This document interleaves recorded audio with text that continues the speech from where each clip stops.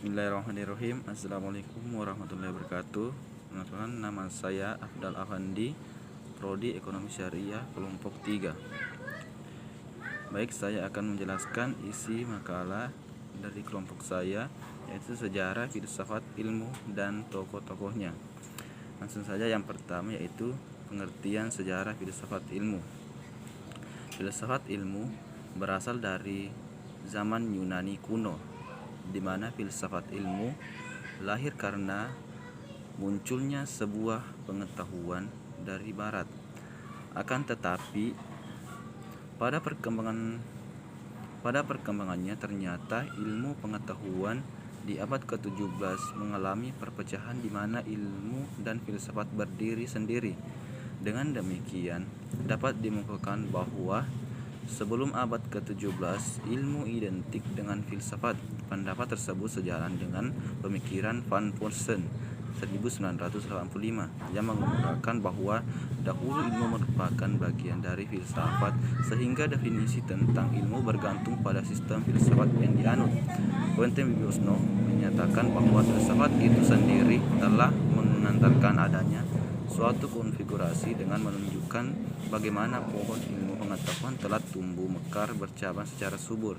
Seiring perkembangannya ilmu pengetahuan, dapat dipahami bahwa para filsuf Yunani kuno ternyata telah merintis tentang pengertian apa itu filsafat ilmu dan bagaimana ilmu pengetahuan itu harus diletakkan.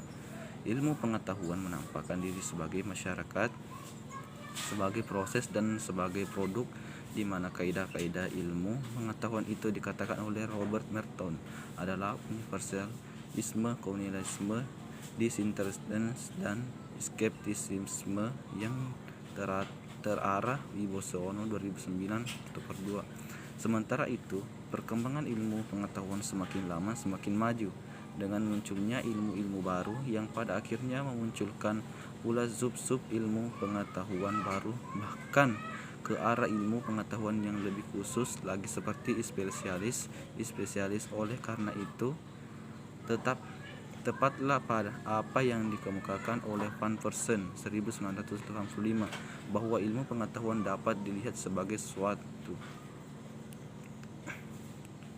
sistem yang menjalin dan taat asas atau konsisten dari ungkapan-ungkapan yang sifat benar atau tidaknya dapat ditentukan.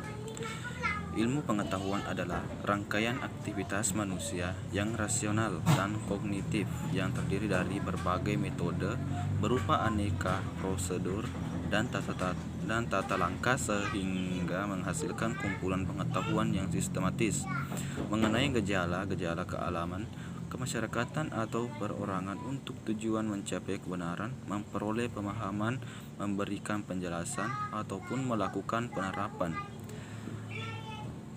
Francis Bacon 1561 sampai 1626 mengembangkan semboyan Knowi Edgar is Power yang mensinyalir bahwa peranan ilmu pengetahuan terhadap kehidupan manusia, baik individual maupun sosial, menjadi sangat menentukan.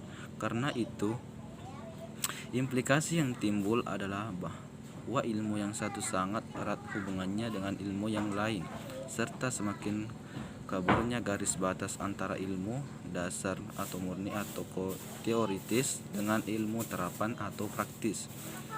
Untuk mengatasi antara ilmu yang satu dengan ilmu yang lain, dibutuhkan satu bidang ilmu yang dapat menjembatani serta mewadahi perbedaan yang muncul. Filsafat mampu mengatasi hal tersebut senada dengan pendapat Immanuel Kant yang menyatakan bahwa filsafat merupakan disiplin ilmu yang mampu menunjukkan batas-batas dan ruang lingkup pengetahuan manusia secara tepat. Oleh sebab itu, Francis Bacon menyebut filsafat sebagai ibu agung dari ilmu-ilmu, the great mother of the sciences. Pengetahuan ilmiah atau ilmu merupakan a level of knowledge, maka lahirlah filsafat ilmu sebagai penerus pengembangan filsafat pengetahuan. Filsafat ilmu sebagai cabang filsafat menempatkan objek sasarannya ilmu atau pengetahuan. Ilmu tentang ilmu. Wibisono 2009-13 berkenaan dengan filsafat dalam konteks kearifan hidup personal maupun kolektivitas tertentu. Filsafat, ilmu philosophy of science, adalah sebuah refleks kritis secara mendasar atas perkembangannya. Selanjutnya itu tokoh-tokoh filsafat. Yang pertama, Aristoteles. Aristoteles lahir di Stagira, semenanjung Kalkidike, Tracia, Balkan, Yunani Utara pada tahun 384 sebelum Masehi. Ayahnya bernama Makon. Dia adalah seorang dokter pribadi istana Raja Makedonia, Amyntas di kota Pella. Sejak kecil dia mendapat pelajaran dari ayahnya sendiri. Sampai berumur 18 tahun, minatnya dalam ilmu pengetahuan sudah muncul, terutama dalam ilmu pengetahuan empiris dan ilmu alam, yaitu biologi. Setelah ayahnya meninggal, Aristoteles dikirim ke Athena untuk belajar di Akademi Plato. Di sana dia menjadi murid Plato selama 20 tahun. Dia rajin membaca dan mengumpulkan buku-buku, juga menyusun suatu bibliotek di rumahnya, dan itu menjadi bibliotek pertama di Athena. Melihat hal itu, Plato memberi penghargaan kepada muridnya dan memberi nama rumah itu dengan sebutan rumah pembaca. Yang kedua yaitu Marcus Tullius Cicero, 106-43 sebelum Masehi. Ia menyebutkan filsafat sebagai ibu dari semua pengetahuan dan menulis buku De Natura Deorum. Definisinya yang sangat singkat tentang filsafat ialah Ars Vitae, the art of life, yang dapat diartikan pengetahuan kehidupan.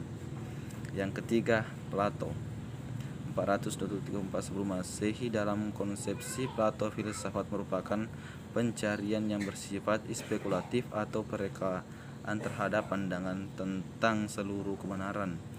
Filsafat Plato itu kemudian digolongkan sebagai filsafat spekulatif.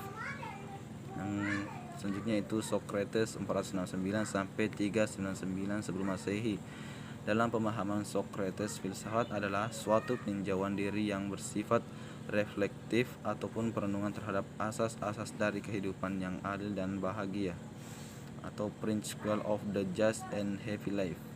Selanjutnya Pythagoras, 572 sampai 495 sebelum Masehi. Menurut tradisi filsafati dari zaman Yunani kuno, orang yang pertama-tama memperkenalkan istilah filosofia ialah Pythagoras.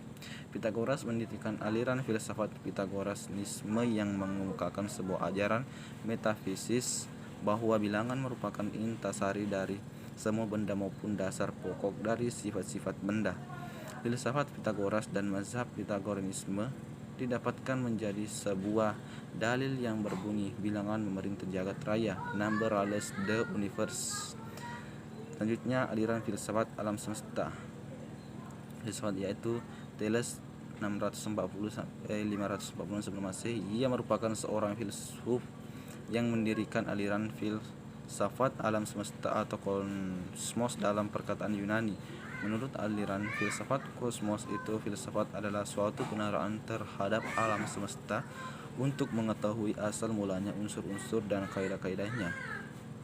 Selanjutnya itu aliran filsafat Stoikisme. Bagi para filsuf Stoik, filsafat adalah suatu pencarian terhadap asas-asas rasional yang mempertalikan alam semesta dan kehidupan manusia dalam suatu kebulatan tunggal yang logis. Selanjutnya itu Francis Bacon mengungkapkan metode induksi yang berdasarkan pengamatan dan percobaan untuk menemukan kebenaran dalam berbagai bidang pengetahuan. Ia menyebut filsafat sebagai ibu agung dari ilmu atau disering disebut the great mother of the science.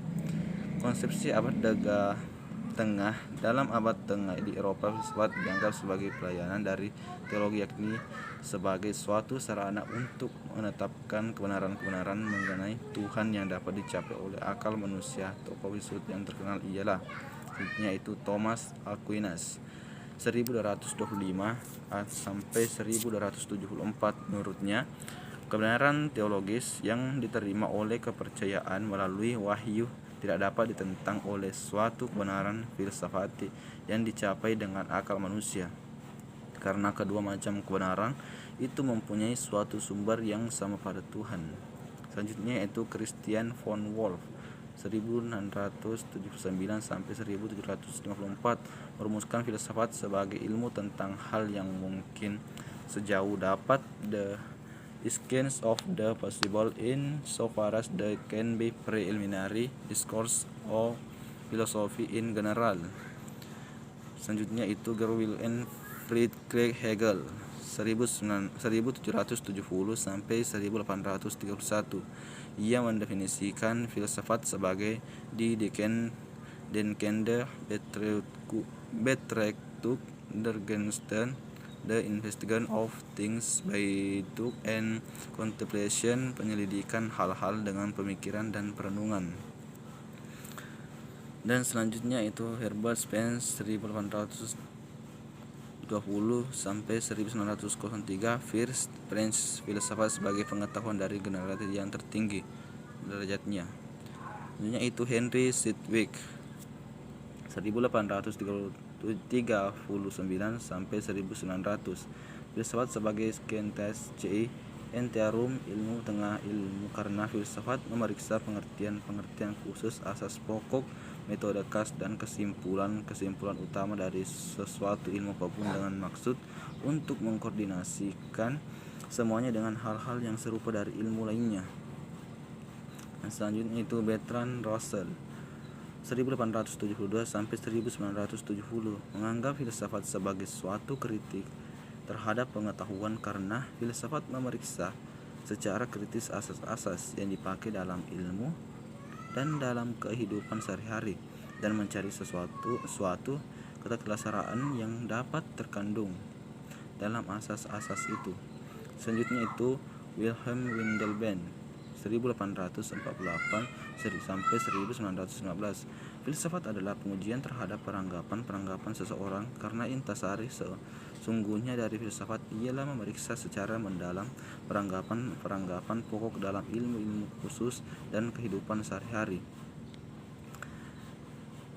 Selanjutnya itu J. Lichtowing, filsafat mencari suatu kebulatan dan keseluruhan pemahaman yang berasal tentang sifat alami dan makna dari semua segi pokok kenyataan. Pendukung aliran filsafat realistik John Will, filsafat sebagai usaha untuk memahami fakta-fakta paling pokok tentang dunia yang kita diami dan sejauh mungkin menerangkan fakta-fakta itu.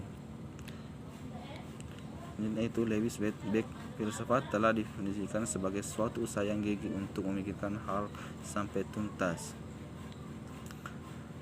John Dewey 1898 sampai 1992, filsafat sebagai suatu sarana untuk melakukan penyesuaian antara hal-hal yang lama dengan hal-hal yang baru dalam suatu kebudayaan. Dewey lebih suka menyebut aliran filsafatnya instrumentalisme, yang dasarnya ialah pengalaman.